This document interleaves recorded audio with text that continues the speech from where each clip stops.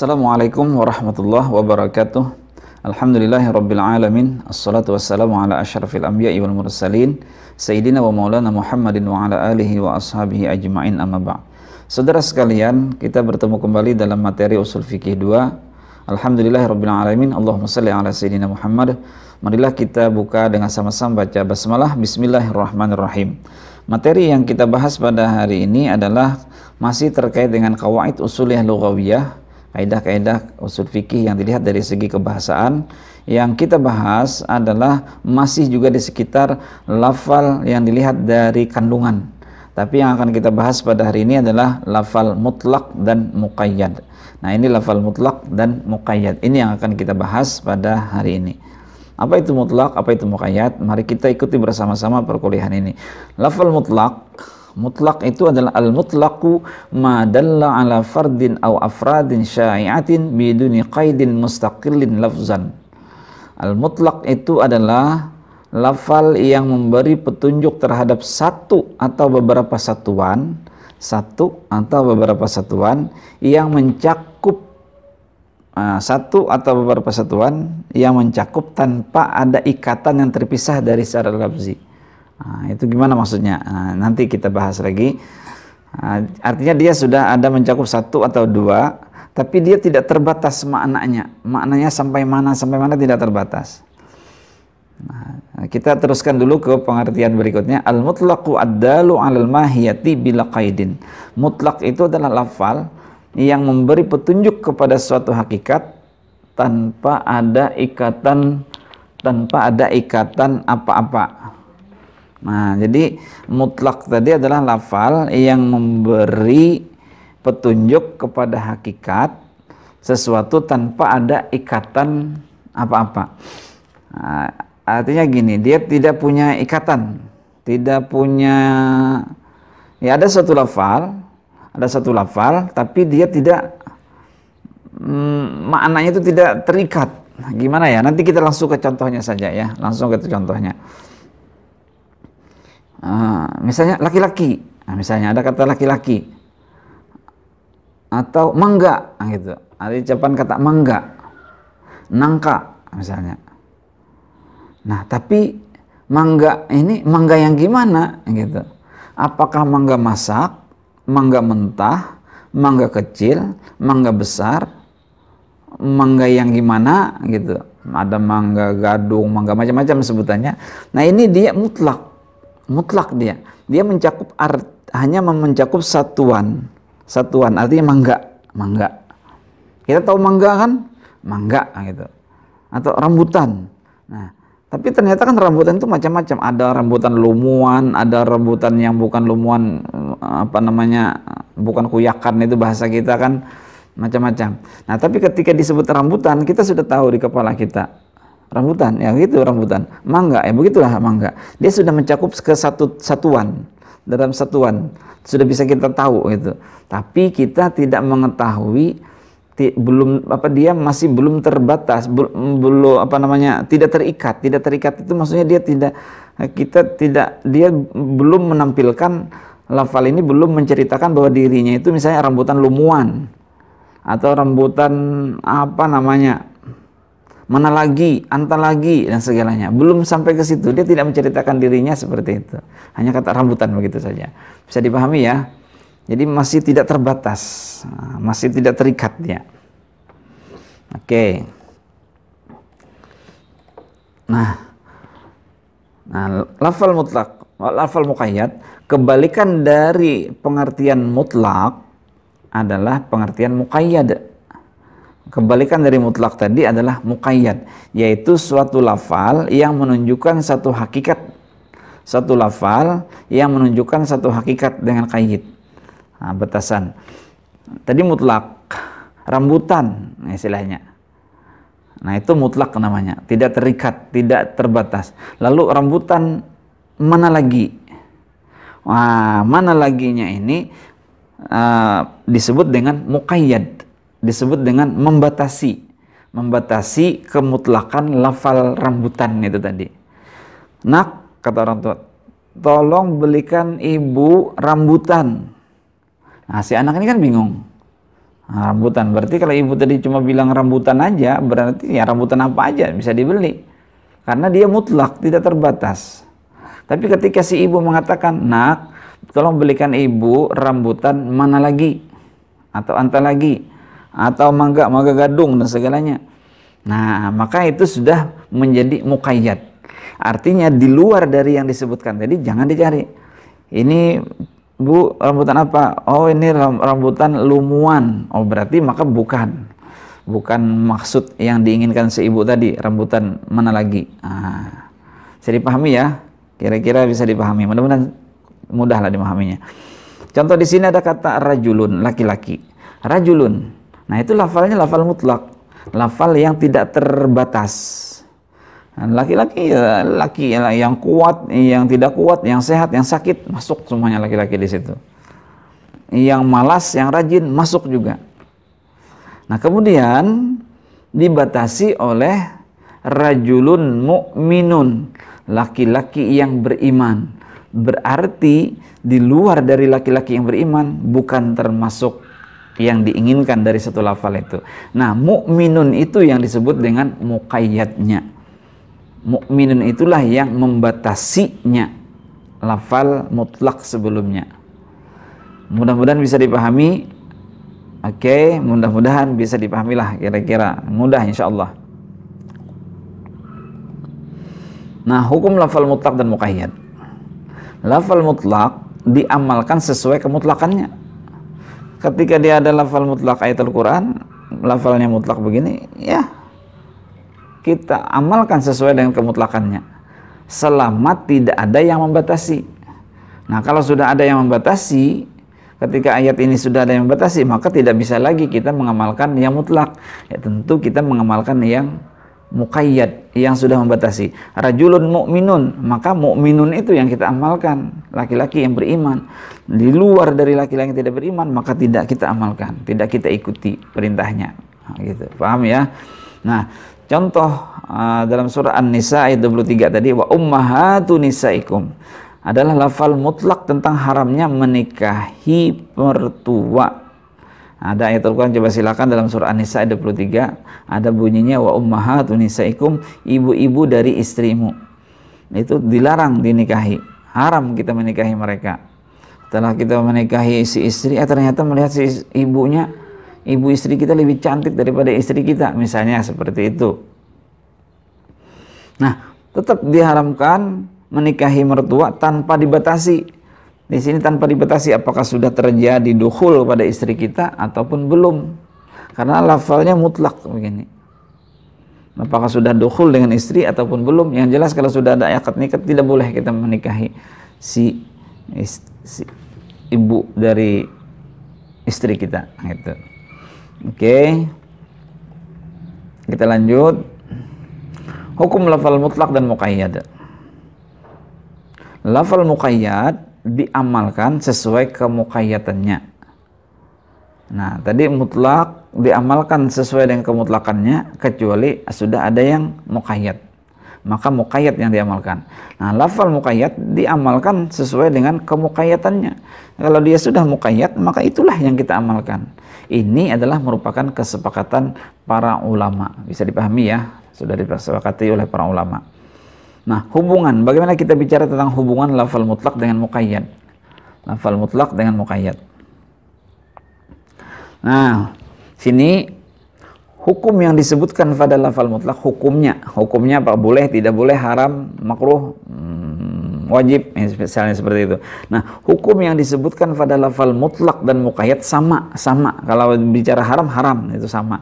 Dan sebab yang menimbulkan hukum itu juga sama. Sebabnya apa? Timbulnya hukum itu sama. Hukumnya haram, di sini haram, sini haram. Ini mutlak haram, muqayyadnya juga haram. Sebabnya juga sama. Maka lafal mutlak ini ditakyidkan ke lafal muqayyad. Hukum yang masih mutlak tadi dimasukkan kepada hukum yang muqayyad. Karena apa? Karena hukumnya sama, sebabnya juga sama. Maka cocok gitu langsung. Nah, kita lihat ke contoh saja. Nah, ayat surah Al-Maidah ayat 3, hurrimat alaikumul maitatu waddamu walahmul khinzir wa ma uhilla li ghairillahi bihi. Diharamkan bagi kamu bangkai, darah, daging binatang, daging babi, wa ma uhilla li ghairillahi bihi, dan yang tidak disembelih karena Allah Subhanahu wa taala. Untuk dipersembahkan ke dewa-dewa dan segalanya itu tidak boleh dimakan. Nah, lafal ad-dam adalah mutlak dam, itu darah. Diharamkan bangkai. Nah, bangkai tadi itu pun juga sebenarnya mutlak. Karena apa? Ternyata bangkai ikan, belalang kan boleh dimakan. Kan ada hadis Nabi Muhammad. Nah, ini khususnya di sini kita lihat dam, darah. Darah yang dimaksudkan di sini darah apa gitu. Kan darah. Gitu. Ada dalam tubuh kita itu kan darah yang beku, ada darah mengalir, ada. Nah, gitu. Jadi darah yang mana? Lalu ayat ini ditakyidkan, dibatasi oleh surah Al-An'am ayat 145. Daman au daman masbuhan. Nah, ini ada au daman masbuhan. Qul la ajidu ma fi uhya ilayya muharraman ala ta'imin yata'amuhu illa ayyakuna maitatan au daman masfuhan, kecuali darah yang mengalir.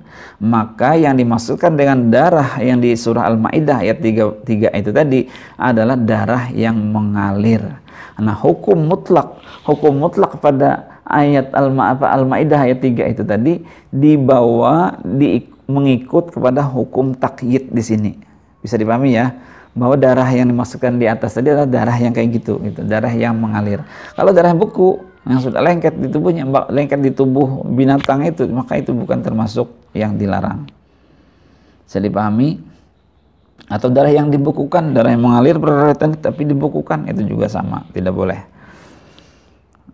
Hukumnya sama, sebabnya sama. Oke. Yang kedua, sebab yang menimbulkan hukum antara lafal mutlak dengan muqayyad berbeda. Sebabnya ini mutlak, ini muqayyad, sebab keduanya itu beda. Tapi hukumnya sama. Hukumnya sebutannya boleh tidak boleh itu sama.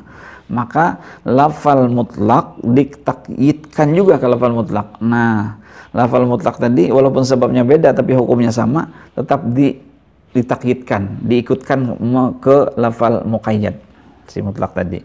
Contoh aja, kita langsung. Fatahriru raqabatin min qabli ayyatamasa. Ini adalah yang harus dilakukan oleh orang yang menzihar istri, maka sanksinya dia harus memerdekakan budak. Memerdekakan budak, orang yang menzihar istri. Menzihar itu bukan sekedar bahasa punggungmu seperti punggung ibuku. Itu kan ada kan istilahnya seperti itu dalam kitab-kitab fikih. Tapi ini maksudnya itu anti kazahri ummi, itu anti muharramun, haramun alayya. Kamu itu haram bagi saya. Gitu. Karena anti kazahri ummi itu artinya kalau dia menggauli istrinya sama seperti menggauli ibunya. Jadi bukan maksud menzihar itu mempersamakan seperti ibu, misalnya alismu seperti alis ibuku, dalam artian ingin memuji, maka bukan maksud seperti itu. Tapi maksudnya adalah bahasa yang digunakan oleh orang Arab anti kazahri ummi tadi adalah kamu adalah seperti punggung ibuku, itu adalah kamu itu haram sudah bagi saya, kayak gitu maksudnya. Nah, orang menzihar istri tadi, maka dia fatahriru raqabatin, wajib memerdekakan budak. Nah, budak di sini budak yang mutlak, tidak diketahui budaknya seperti apa, kurus, gemuk, tua, muda, sehat, sakit, atau seperti apa, laki-laki atau perempuan, baik atau tidak, hitam atau gimana, gitu maksudnya. Nah, kemudian pada ayat yang lain yang sepertinya sebagai takyid tapi sebab hukumnya berbeda, yaitu sebab hukumnya ini menzihar istri tadi yang pertama. Yang kedua, wa man qatala mu'minan khata'an fatahriru raqabatin mu'minatin. Barang siapa yang membunuh orang mukmin secara sengaja, secara tersalah, tidak sengaja, fatahriru raqabatin mu'minatin, maka dia harus memerdekakan budak perempuan yang beriman. Budak yang beriman. Sebabnya yang pertama tidak sebabnya karena menzihar istri, yang kedua ini karena membunuh, tapi hukumnya sama, yaitu memerdekakan budak. Maka ayat yang menzihar tadi mengikut kepada ayat yang membunuh ini. Ayat yang menzihar tadi kan masih mutlak, raqabahnya, budaknya, tidak tahu beriman atau tidak. Nah, pada yang kedua ini, ayat yang kedua ini adalah harus budak yang beriman, maka diikut sertakan, ditakyid oleh ayat yang ini. Gitu. Bisa dipahami ya? Mudah-mudahan bisa dipahami. Kita lanjutkan. Sebab yang menimbulkan hukum antara lafal mutlak dan muqayyad sama, sebabnya sama. Sebab antara lafal mutlak dengan muqayyad sama. Tetapi hukum pada kedua lafal berbeda, hukumnya berbeda. Maka di sini timbul perbedaan di antara ulama. Sebabnya sama, tapi hukumnya beda, gitu.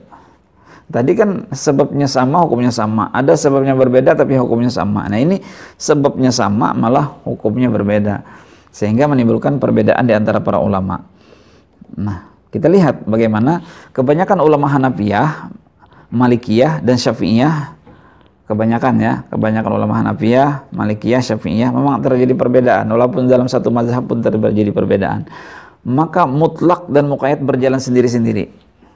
Walaupun sebabnya sama, tapi karena hukumnya berbeda, maka mereka berjalan sendiri-sendiri. Tidak aneh. Tidak ada yang masuk ke mutlak, tidak ada yang masuk muqayyad gitu. Namun ada pendapat yang lain, sebagian besar Syafi'iyah. Nah, sebagian besar Syafi'iyah mutlak harus ditakyidkan ke muqayyad. Artinya lafal yang mutlak harus masuk ke dalam, harus dibatasi oleh ayat-ayat yang takyid tadi, ayat muqayyad. Ada perbedaan. Coba kita lihat contoh. Nah, di sini bunyi dalam Al-Maidah ayat 6, ya ayyuhalladzina amanu idza qumtum ilas shalah faghsilu wujuhakum wa aydiyakum ilal marafiq. Hai orang-orang beriman, apabila kamu ingin melaksanakan salat faghsilu wujuhakum, basuhlah mukamu, wa aydiyakum ilal marafiq, dan tanganmu sampai ke siku, dan selanjutnya ya. Nah, kita fokus ke aydikum wa aydiyakum, tanganmu. Nah, tanganmu di sini memiliki pemahaman makna, kandungan makna mutlak. Kenapa? Karena tangan ini di mana? Sampai mana yang dimaksud dengan tangan? Coba Anda lihat, dari sini sampai ke sini. Ini disebut tangan. Tidak ada orang mengatakan dari sini sampai ke sini ini tangan. Lalu terus ini apa nih? Walaupun memang ini telapak tangan, ini jari, ini penggelangan tangan, ini apa namanya otot dan segalanya, ini bahu. Tapi sebutan tangan itu dari sini sampai sini. Nah, apakah sampai mana yang dimaksud basuh? Nah, kalau dalam surah Al-Maidah ayat 6 itu wa aydiyakum ilal marafiq, tanganmu sampai ke siku. Berarti sampai di atas siku nggak wajib dibasuh, kayak gitu. Apalagi sampai ke tiak, tidak wajib dibasuh. Nah, dia takyid. Dia sudah dibatasi, tangan sampai siku. Lalu ada ayat Al-Quran yang lain, dalam surah Al-Maidah ayat 6 juga. Falam tajidu ma'an fatayammamu sa'idan thayyiban famsahu biwujuhikum wa aydikum minhu. Ini bagi orang yang tidak mendapatkan air, bagi kamu yang tidak mendapatkan air, fatayammamu sa'idan thayyiban, maka silakan bertayamum dengan debu yang baik. Famsahu biwujuhikum, sapulah wajah-wajahmu, wa aydikum minhu, dan tanganmu. Nah, ini yang tangan ini tangan yang mana? Nah, sebabnya sama, ingin bersuci dari hadas, tapi hukumnya beda. Yang satunya sampai siku, yang satunya tidak ditentukan. Yang satunya tidak ditentukan. Ini tangannya sampai mana? Makanya akhirnya terjadi perbedaan pendapat ulama. Kalau kita mengikuti mazhab Hanafiyah tadi, maka dia berjalan sendiri-sendiri. Kalau wudhu berarti sampai tangan, kalau wudhu berarti sampai siku. Kalau bertayamum bisa jadi sampai mana? Sampai sini saja juga ada, gitu kan? Ya, waktu nyapu muka sudah 3 kali, cari lagi tempat yang baik, tempelkan. Begini caranya. Nah, ada yang mengartikan sampai sini, misalnya tangan tayamum sampai sini, setelah ini, nah ini udah selesai, sebelahnya selesai gitu. Nah, tapi kalau mengikuti dari mazhab Syafi'i, sebagian besar mazhab Syafi'i tadi sudah kita katakan mutlak, ayat yang kedua ini mutlak karena tangan itu kan tidak ditentukan. Mutlak mengikuti hukum takyid. Berarti menyapu tangan waktu bertayamum juga sampai siku. Nah, jangan sampai kena ya. Sebelahnya, jadi bagi dua tangan bagi dua. Ini untuk bagian belakang tangan, ini untuk bagian dalam tangan. Nah, bagi dua. Jangan begini, ini habis nih. Nah, banyak orang bertayamum langsung begini. Musta'mal ya nanti, musta'mal. Maka harus dibagi dua. Satu. Nah, baru bagian yang belum kena tadi, bagian sebelah sini untuk di bagian sini. Sampai ke sini. Nah, itu secara praktik fikihnya tayamum. Nah, menurut mazhab Syafi'i mutlak ini mengikuti ke muqayyad. Lanjut ya.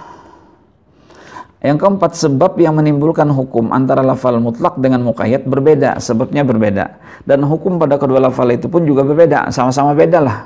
Sebabnya beda, hukumnya juga beda. Maka ulama sepakat mutlak dengan muqayyad berjalan sendiri-sendiri. Maksudnya ya udah mutlak itu muqayyad ini nih jalan hukum masing-masing. Contohnya ada nggak? Contohnya ada, coba kita lihat. Ya ayyuhalladzina amanu, itu masalah wudu. Basuhlah tanganmu sampai siku. Itu masalah wudu, tangan tadi. Nah, yang kedua di surah yang kedua di sini ini berbicara pencurian. Wasariqu wasariqatu faqta'u aydiyahuma jazaa'an bima kasaba nakalam minallah. Potonglah tangan kedua pencuri itu tadi. Nah, tangannya sampai mana?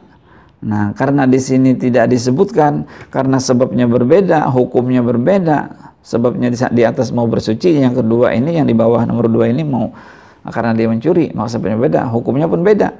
Maka bisa saja ditafsirkan tangan itu sampai sini saja, gitu. Kalau dikatakan sampai ke sini, waduh kasihan si orang ini, gimana dia mau meraih segala sesuatu.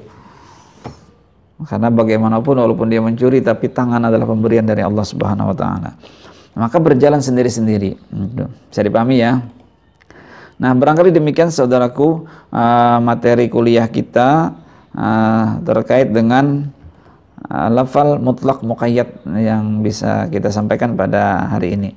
Terima kasih, mudah-mudahan ada manfaatnya. Marilah kita sama-sama membaca hamdalah. Alhamdulillahirabbil alamin. Assalamualaikum warahmatullahi wabarakatuh.